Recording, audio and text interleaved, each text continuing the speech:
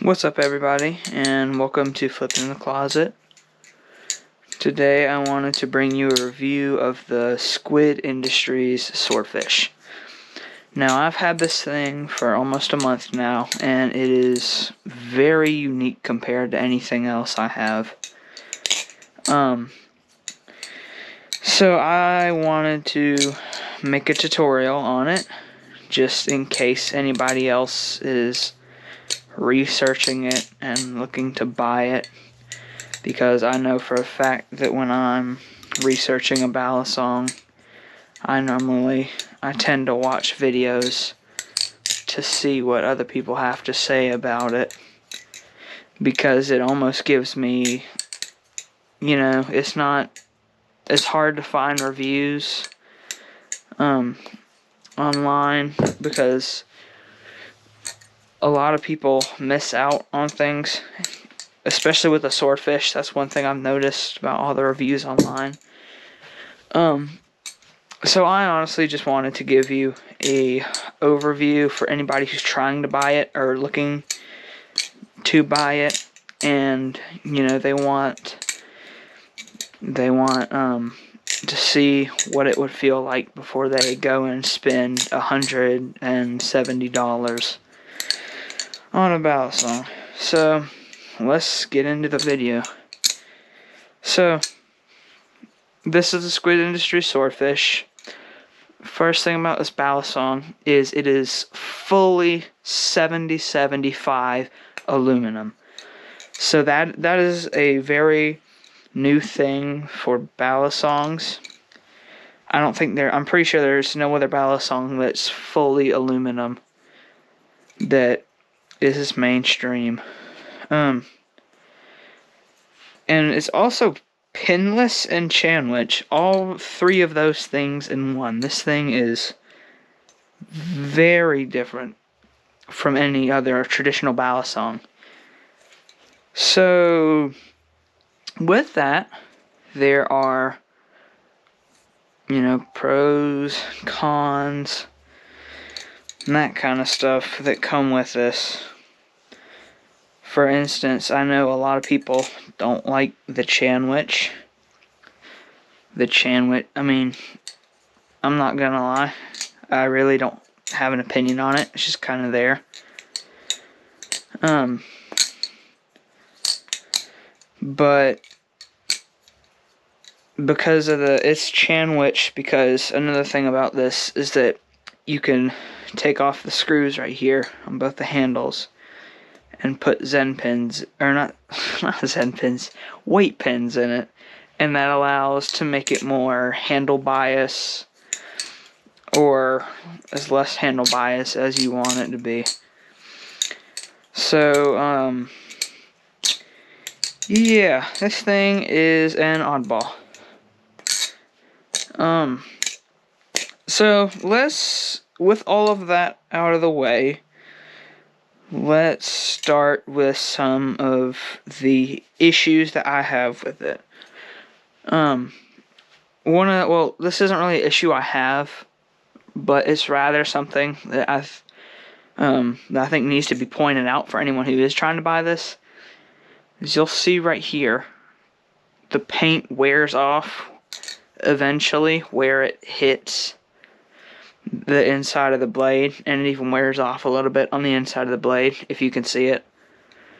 But that is because it's pinless, it doesn't have anything to hit against. Now, this doesn't hurt the aluminum because they're the same hardness, but it will, it will wear off that paint. I don't know how it is for some of the other colors, but that's what it looks like from mine.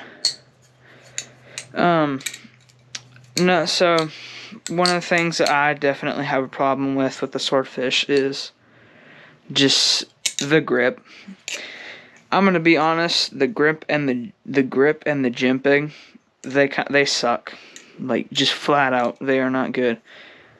This, this is fine. It's like, this has some good grip up here where this little inlay is, but right here, I find myself dropping it way too much and it being hard to do certain tricks with compared to oh hit the camera, compared to other Balisongs. Yeah, this is, especially when I'm going to do like choker fans like that or that, I end up dropping it because the grip is just not there. Oh my gosh, it is, with the paint, it is so slick that my hand will just slip on it. What else? Oh yeah, gimping. The gimping is horrible. I know it sounds like I'm being harsh, but if you own a Swordfish, you probably agree with me, or if you flipped it. This is probably, out of all the Balisongs I have, even the Squiddy, which doesn't have gimping, this gimping is, well, I guess it is technically better because it's there, but moral of the story, this gimping sucks. It doesn't provide anything. You don't even notice it, honestly, when I'm flipping. Or like, I don't know, if I'm doing something like that, I don't even really notice the gimping. I've had much better gimping. And, you know, just because you don't notice it doesn't mean it's bad, but with better gimping, you know, you can feel the gimping a lot better, and that's because you're getting that rougher, grippier surface at the end. But yeah, that's one of the main problems I have with the Swordfish, is just the gripping and gimping in general. Another thing about the Swordfish, and just as a disclaimer, I have this fully weighted currently, and that's how I'm going to be reviewing it. When it is fully weighted, it has a lot of handle bias. You can see center of gravity is about right there. It's normally more up here when with neutral Balisong.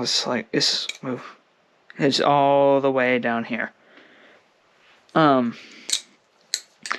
So yeah, it is pretty handle bias, and it carries a lot of weight at the ends because obviously the weights go right here.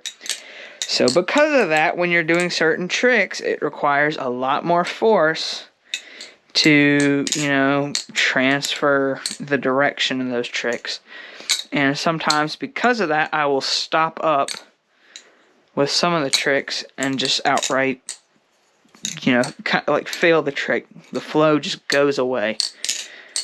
And it could be any trick like that.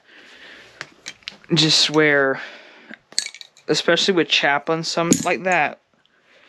With any other Balisong, that Chaplin would have stayed on, but because it has so much momentum, you really have to get used to it, and you really have to keep up with it, because it is, oh my god, it is not like any other Balisong, or at least any other Balisong that I've had. You will definitely have to get used to it. There's no getting around that. Oh my goodness, I'm dropping it like crazy.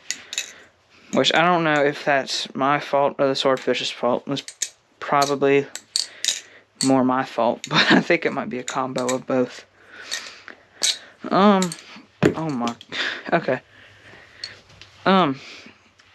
This is random, but the bite marker is pretty good. Probably the best one I have.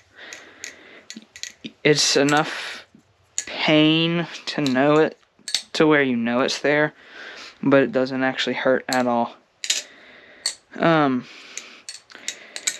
So yeah, this is a very unique Balisong. Overall, I think it does actually flip pretty well because it's unique. It's not a carbon copy of any other Balisong. It is very different. So, you know, that does actually make it a fun flipper. So I would recommend this to anyone who's just looking, for something to have in their collection that's a little bit different and fun and innovative. I hope that, they'll fix some of the problems that it has right now. If they make a second Swordfish, or like a Swordfish V2 or something. Because this definitely has a lot of potential. And I don't know if it's going to be as groundbreaking as like the Squid trainer was. But we'll just have to see. So I would definitely not recommend this to anyone who is like maybe a beginner flipper or just somebody who is looking for a reliable flipper that they can, beat on and learn all their tricks on, that does everything. Definitely would not recommend this to a beginner flipper. It is a fun flipper. I do think it is genuinely good because the problems that it has make it different. If you are a beginner flipper, I'd recommend buying something like the Antarctic.